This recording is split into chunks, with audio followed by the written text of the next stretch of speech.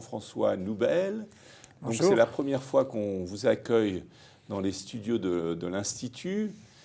Et on a pensé que c'était bien de faire une petite vidéo d'abord sur votre parcours, parce que votre parcours, il est un peu atypique. Vous commencez en fait votre carrière, comme beaucoup de personnes aujourd'hui, dans l'entreprise. Vous traversez un peu tous les échelons de l'entreprise. Vous finissez dirigeant d'une des entreprises les plus emblématiques de notre époque. Et à un moment donné, vous avez un moment de conversion, d'illumination, de transformation qui vous amène à engager un chemin beaucoup plus personnel, où vous allez petit à petit questionner les fondamentaux de l'économie, les fondamentaux finalement même de la société, les fondamentaux même de votre identité en tant que personne.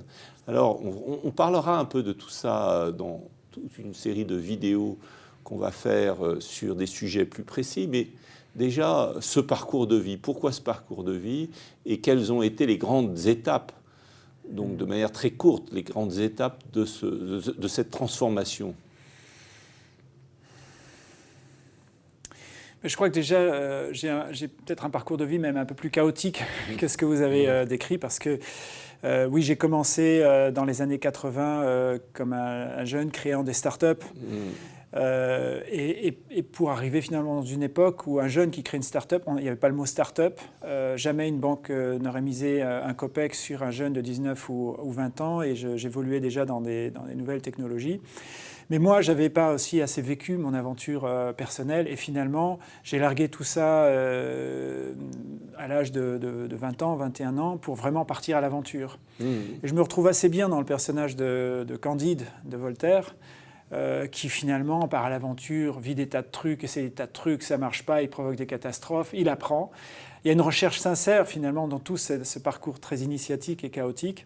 Et je pense avoir vécu quelque chose plus de cet ordre-là, avec effectivement cette transition assez profonde qu'on retrouve aussi chez Candide de Voltaire. Il y a un moment où il a vécu tellement de trucs, il a, je sais pas, voulu devenir riche, il a essayé des systèmes philosophiques ou politiques, ça ne marchait pas, etc. Et puis, il y a une sérénité qui s'installe et il décide de cultiver son jardin.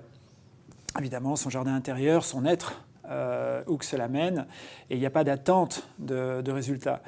Et je crois que ça correspond assez bien finalement à la séquence d'une aventure de vie, de tout être qui se met dans sa recherche, dans sa quête personnelle.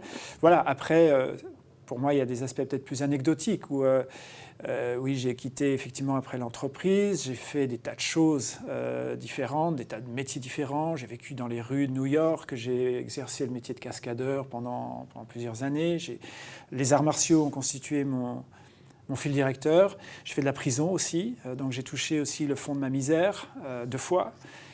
Et en même temps, j'ai vécu des expériences de transformation intérieure, je vais même dire d'illumination intérieure très forte, parce qu'à un moment où il y a tellement tout qui a fini par se dissoudre, il ne reste plus rien, il y a tout. Il n'y a plus d'ego, il n'y a plus d'avenir, on n'a plus rien.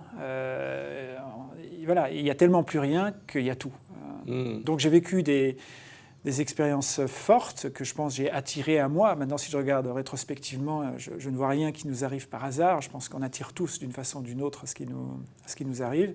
Et puis oui, après avoir repris effectivement à une étape corporate, où effectivement j'ai eu de belles expériences dans les high-tech, j'ai décidé de tout lâcher et de me consacrer à une unification encore plus grande de moi, donc de devenir déjà la même personne partout, la même personne dans une relation amoureuse et intime, la même personne sur scène dans une conférence, la même personne ici maintenant entre nous, qu'il n'y ait pas de cloisonnement de ma vie.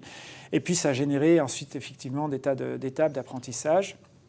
J'ai commencé ça sur 2 questions essentielles, au départ séparées, l'une sur l'intelligence collective. Il y a quoi qui fait que finalement un collectif, une entreprise, une société tout entière fonctionne ou ne fonctionne pas. Comment peut-elle se vivre infusée de sagesse, inspirée, et non pas opérée suivant simplement des principes survivalistes ou d'utilitarisme. Et puis les questions liées à ça, finalement, à celle de l'argent, vouloir comprendre l'argent. Pourquoi ça fonctionne comme ça? Peut-on dépasser ces choses-là?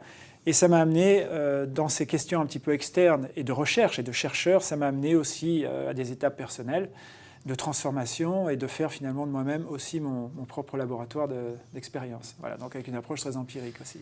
Alors, ce qui est très intéressant dans votre parcours, qui fait qu'il a une part d'universel, tous les parcours ont une part d'universel, mais dans votre cas, vous illustrez d'une certaine manière le passage d'une civilisation de l'avoir à une civilisation de l'être, on pourrait dire, puisque votre parcours est marqué par une période où vous recherchez une certaine réussite sociale et puis après une réalisation de l'être. Enfin, il y a vraiment une sorte de conversion là tout à fait intéressante et qu'on retrouve aussi sociologiquement sur ce que Paul Ray a nommé les créatifs culturels. Vous êtes vous-même une très bonne illustration de ce mouvement du passage des modernes aux créatifs culturels.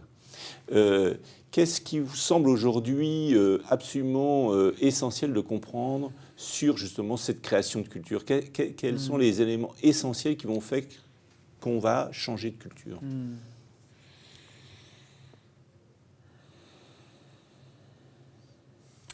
Je dirais que déjà, il faut acquérir finalement une connaissance technique de l'ingénierie sociale que nous n'avons pas.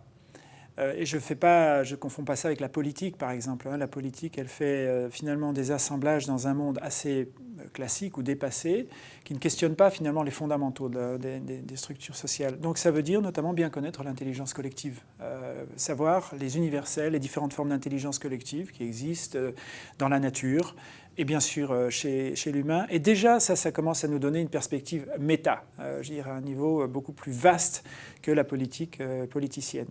Donc ça veut dire que si on se dote d'un langage, eh bien on peut faire. Je veux dire, on ne peut pas faire voler des avions sans avoir un langage de l'aéronautique et comprendre la physique de l'aéronautique. Et grâce à ça, on y arrive. Alors il y a d'abord une phase empirique, on essaie de voir les conditions critiques pour qu'un plus lourd que l'air vole, on les identifie, on essaye, on fait des erreurs, et puis petit à petit il y a des théories qui s'en dégagent, et un langage très précis.